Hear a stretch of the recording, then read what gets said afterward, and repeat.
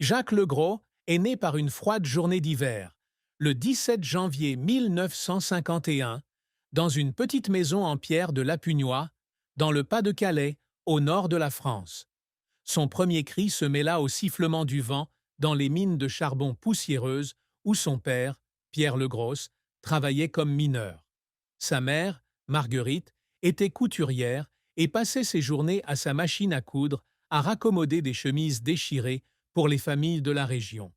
À cette époque, la France se remettait de la Seconde Guerre mondiale, mais Lapugnois était encore plongé dans l'obscurité, hanté par le souvenir des bombardements et des familles brisées. Jacques grandit dans une famille pauvre, où les repas se résumaient à du pain et à une soupe légère. Mais sa plus grande tristesse ne résidait pas dans la pauvreté, mais dans la perte de son frère aîné, une blessure profondément gravée dans son âme depuis son enfance. Jacques était le cadet de 3 enfants. Son frère aîné, Étienne, de 12 ans son aîné, faisait la fierté de la famille. Étienne était intelligent, fort et protégeait toujours Jacques des coups des plus âgés dans les mines. Mais en 1960, alors que Jacques n'avait que 9 ans, Étienne, alors âgé de 21 ans, s'engagea dans l'armée française pour la guerre d'Algérie. Un matin de printemps, 1961, une lettre de l'armée arriva au domicile des Legros, annonçant qu'Étienne avait été tué dans une embuscade dans les montagnes de Kabylie. Marguerite s'effondra en lisant la lettre, et Pierre, le père discret, resta assis en silence près de la cheminée, les yeux rougis. Jacques, même enfant, se souvenait clairement de ce moment. La maison semblait vide, comme si toute la joie avait été aspirée. Dès lors, le nom d'Étienne ne fut plus jamais prononcé dans la famille, mais la douleur de sa perte était toujours présente, comme un fantôme qui ne la quittait jamais. Cette tristesse a façonné Jacques. Il a grandi avec le sentiment qu'une partie de son cœur avait été enterrée avec Étienne en Algérie. Il se cachait dans les champs près de chez lui, s'allongeait dans les hautes herbes et contemplait le ciel, se demandant pourquoi son frère avait dû mourir, pourquoi la guerre avait emporté le meilleur d'entre nous. Ces questions étaient sans réponse, mais elles nourrissaient chez Jacques un désir ardent. Être un conteur, quelqu'un qui apporterait la vérité au monde, afin que personne n'ait à subir la perte insensée que sa famille avait subie. Cette tristesse l'a suivi toute sa vie, imprégnant chacune de ses décisions, chacun de ses rêves et chacune de ses larmes. Enfant, Jacques trouvait du réconfort dans les livres. La bibliothèque municipale lui permettait d'échapper à la réalité, dévorant les œuvres de Victor Hugo, Albert Camus et Jean-Paul Sartre. Il commença à écrire des poèmes maladroits, des nouvelles sur un monde sans guerre, où les frères ne seraient pas divisés. Ces pages étaient pour Jacques une façon de faire face à son chagrin, sa façon de garder Étienne vivant dans son esprit. Au lycée, il se distingua comme écrivain, remportant un concours littéraire régional avec une dissertation sur les effets de la guerre sur les familles ordinaires. L'essai, émouvant et honnête, a ouvert une porte à Jacques, une petite bourse pour étudier le journalisme à Paris où il espérait réaliser son rêve. En 1973, à l'âge de 22 ans, Jacques débute sa carrière dans un journal local lillois, où il écrit sur les questions sociales du Pas-de-Calais. Doté d'une plume acérée et d'une profonde empathie, il se fait rapidement remarquer par ses articles sur la vie des mineurs, qu'il connaît mieux que quiconque. Il arpente les mines, fréquente les petits bars, écoute des hommes d'âge mûr raconter leurs journées de travail sous terre, les accidents qui ont emporté leurs amis.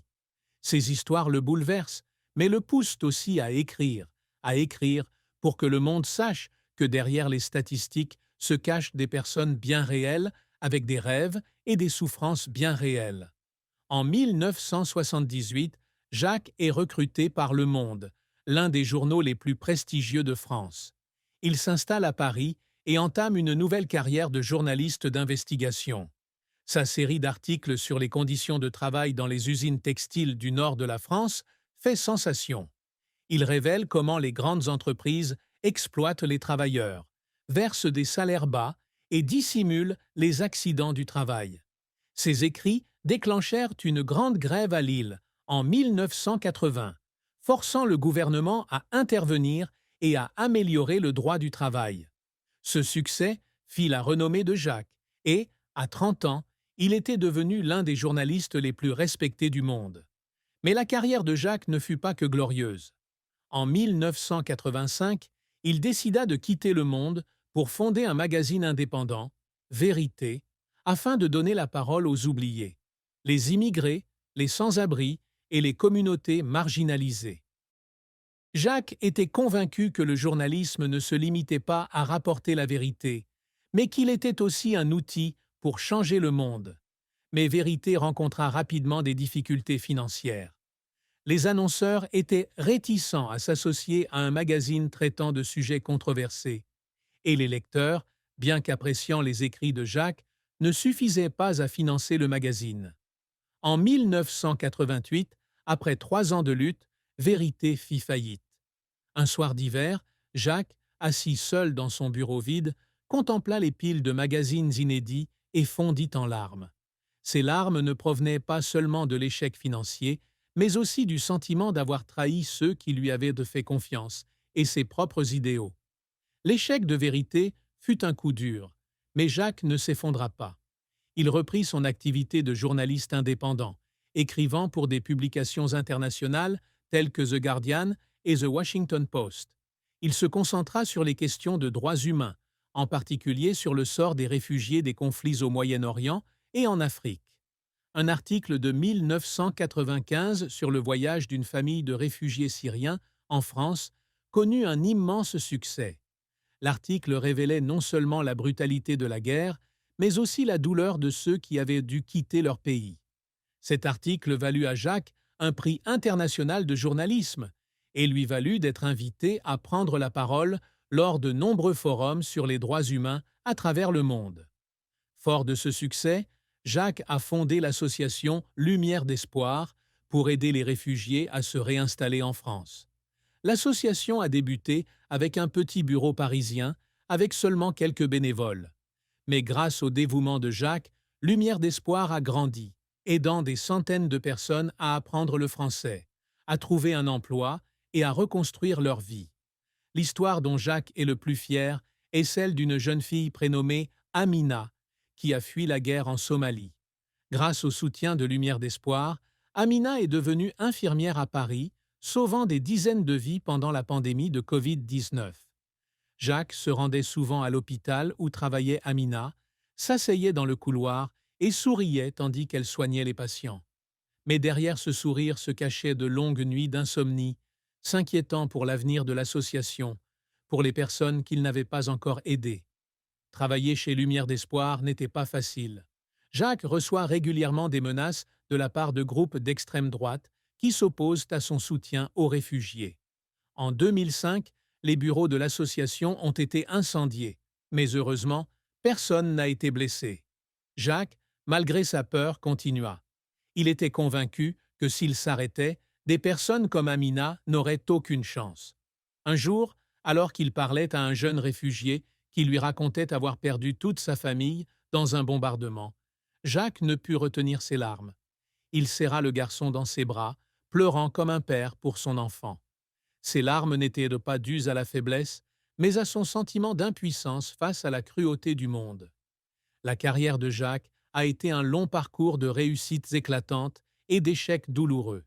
Il a porté la voix des oubliés au monde, changé la vie de centaines de personnes, mais il a aussi payé le prix de nuits blanches, de larmes et de blessures incurables.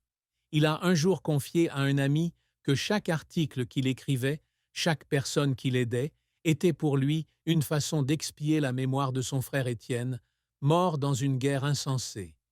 L'un des moments les plus tristes de la vie de Jacques eut lieu en 2010, lorsqu'il apprit le suicide de son meilleur ami, Philippe Dubois, journaliste au Monde, suite à une dépression. Philippe et Jacques avaient enquêté ensemble sur de nombreuses affaires, de la corruption politique au trafic d'êtres humains. Ils partageaient de grands rêves, de longues nuits de travail et des verres de vin dans de petits cafés parisiens. Mais Philippe, après des années d'injustice, n'avait plus la force de continuer. Jacques, bien que conscient des difficultés psychologiques de Philippe, ne réalisait pas la gravité de la situation. Il se reprochait de ne pas avoir été présent pour son ami, d'être trop absorbé par son travail. Le jour des funérailles de Philippe, Jacques resta silencieux près du cercueil, sans un mot, les larmes aux yeux. Cette fin, bien que différente de celle de Jacques, laissa une profonde cicatrice dans son cœur, lui rappelant que même les plus forts peuvent tomber. Jacques rencontra Claire Dubois, la sœur de Philippe et sa future épouse, en 1980 lors d'une fête chez Philippe à Paris. Claire, une peintre aux cheveux blonds et au sourire doux, était captivée par l'enthousiasme de Jacques lorsqu'il parlait de son écriture. Jacques, peu habitué aux relations amoureuses, trouva en Claire l'âme sœur qui comprenait ses rêves et sa douleur. Ils commençaient